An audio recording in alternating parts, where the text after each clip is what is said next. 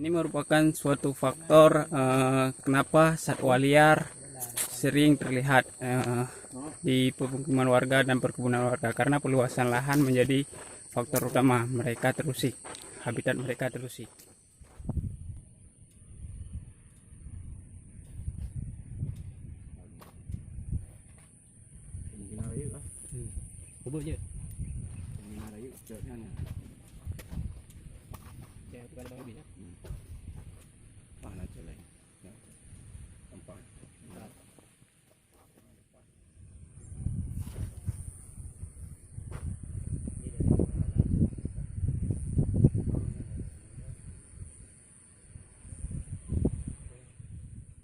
Jambunya segala komplit kan lah, mahal pakai nasi mah.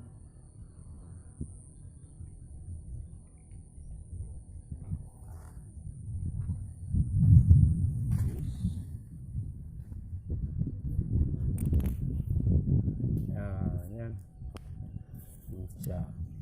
Habis cat empat cat.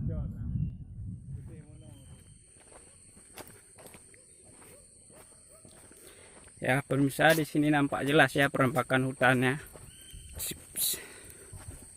Inilah akibat perluasan lahan sehingga satwa-satwa liar merasa terganggu. Ini salah satu alasan kenapa satwa liar menjadi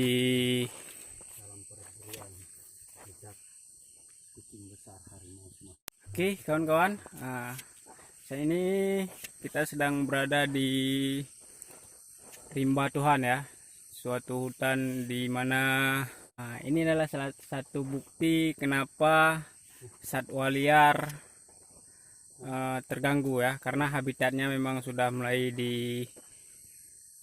dirusak oleh tangan-tangan jahil ya. Inilah salah satu bukti perambakan hutan di mana-mana. Ini di belakang saya terlihat jelas ya, dimana sudah diterobos pakai bulldozer ini. Hutannya udah ditebang semua, sehingga banyak habitat-habitat liar yang datang kemari memang terganggu ya.